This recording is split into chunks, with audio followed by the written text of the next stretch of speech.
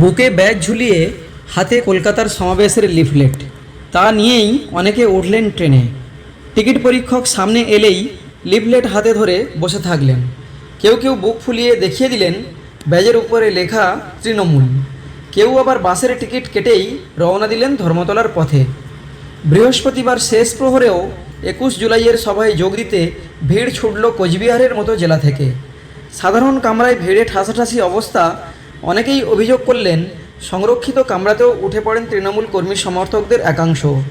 উত্তর পূর্ব রেলের এক আধিকারিক বলেন, এদিন ভিড় একটু বেশি ছিল, সংরক্ষিত কামরায় নজরদারি ছিল, আর কারও কোনো অসুবিধা হলে অভিযোগ জানানোর ব্যবস্থা রয়েছে। অভিযোগ পেলে সঙ্গে সঙ্গে ব্যবস্থা নেওয়া হয়। তৃণমূল অবশ্য বিনা টিকিটে কর্মীদের যাতায়াতের অভিযোগ মানতে নারাজ। তৃণমূলের কোচবিহার জেলা চেয়ারম্যান গিরীন্দ্রনাথ বর্মন বলেন, এবার বিশেষ ট্রেন দিয়েছে দল, এছাড়া বাস ভাড়া করা হয়েছে। তার বাইরে সবাইকে টিকিট কেটেই সভাস্থলে যাওয়ার নির্দেশ দেওয়া হয়েছে, তাই টিকিট না কেটে কারো যাওয়ার কথা নয়। দিনহাটার বামনহাটের তৃণমূল কর্মী মোস্তাফা রহমান, ভেটাগুড়ির দিলদার হোসেন অবশ্য বলেন, টিকিট কাটিনি, দলের দেওয়া ব্যাজ রয়েছে আমাদের কাছে, টিকিট দেখতে চাইলে সেটা দেখিয়ে দেব। দিনহাটার সাহেবগঞ্জের এক তৃণমূল কর্মী জানান, তিনি দলের দেওয়া ব্যাজ নিয়েই কলকাতায় যাচ্ছেন। দলের কর্মী সমর্থকদের 21 জুলাইয়ের কর্মসূচিতে কলকাতায় নিয়ে যেতে বাসও ভাড়া নিয়েছে তৃণমূল। দলীয় সূত্রে জানা গিয়েছে, কোচবিহার, মাথাভাঙা, পুন্ডিবাড়ির মতো জেলার একাধিক এলাকা থেকে উত্তরবঙ্গ রাষ্ট্রীয় পরিবহন নিগমের বাস ভাড়া করে নিয়ে কলকাতায় রওনা দিয়েছেন কর্মীরা। নিগম সূত্রে খবর, কোচবিহার সহ উত্তরের একাধিক জেলা থেকে ওই কর্মসূচির জন্য 20টি বাস ভাড়ার আবেদন পড়েছিল। ওই আবেদনের ভিত্তিতে নিয়ম মেনে বাস ভাড়া দেওয়া হয়। বিজেপির অভিযোগ, এতে স্বাভাবিক যাত্রী পরিষেবা বিঘ্নিত হবে। তাছাড়া সরকারি বাস তাদের দলের কর্মসূচির জন্য ভাড়া দেওয়া হয় না। বেসরকারি বাসের ক্ষেত্রে মালিকদের ভাড়া না দিতে চাপ দেওয়া হয়।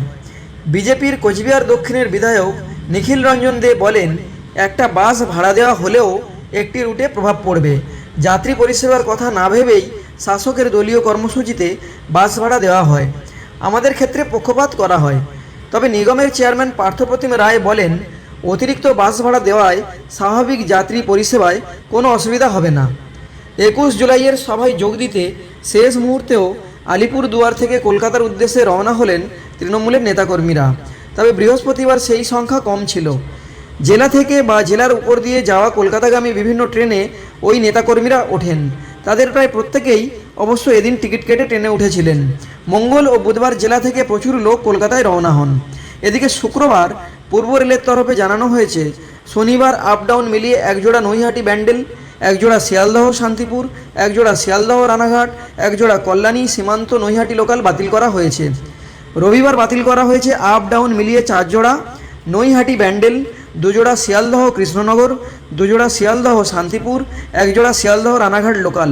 তাছাড়াও রবিবার বাতিল থাকছে 2 জোড়া শিয়ালদহ কল্যাণী সীমান্ত লোকাল, 1 জোড়া রানাঘাট নৈহাটি লোকাল এবং একটি নৈহাটি কল্যাণী সীমান্ত লোকাল। দূরপাল্লার ট্রেনের সূচি এবং যাত্রাপথেও কিছু পরিবর্তন আনা হয়েছে।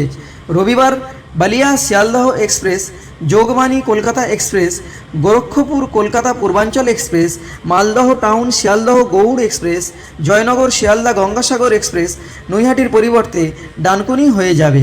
তিস্তা তোরসা এক্সপ্রেস সহ বেশ কয়েকটি দূরপাল্লার ট্রেন নির্ধারিত সময়ের পরে শিয়ালদহ এবং অন্য স্টেশন থেকে গন্তব্যের দিকে রওনা দেবে।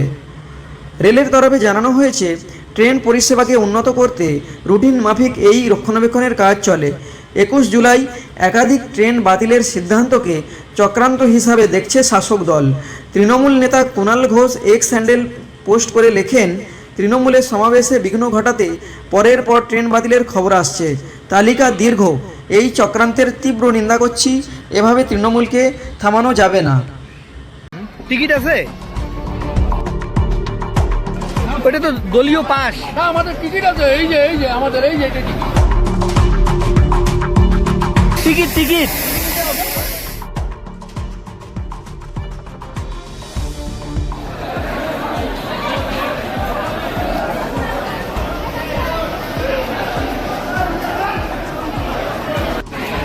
কোথায় যাচ্ছেন আপনারা?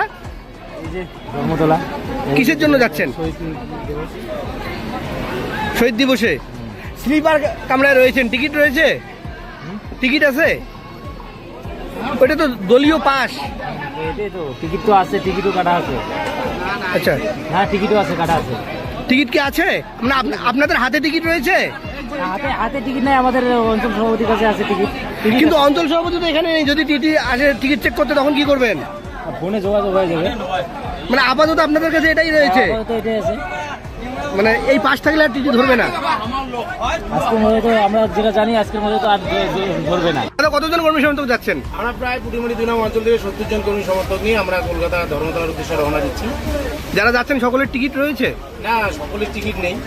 আমরা হচ্ছে গিয়ে কিছু টিকিট করেছি এবং কিছুটা টিকিট করা হয়নি, আমরা সেটা অ্যাডজাস্ট করে। সেক্ষেত্রে সংরক্ষিত কামরায় টিকিট ছাড়া যদি আপনার দলের কর্মীরা ওঠে, যারা এই টিকিট বুক করে রেখেছে তাদের তো সমস্যা হবে। না, আমরা সেটা দেখবো যাতে কারো সমস্যা না হয় আর সবাই যেন সুস্থ মতো যেতে পারে। আমরা আমাদের তরফ থেকে সেটা যেভাবে ব্যবস্থা হবে সেটা করে নেব। দাদা, কোথায় যাচ্ছেন? আমরা যাচ্ছি দিদির ডাকে 21শে জুলাই কলকাতা।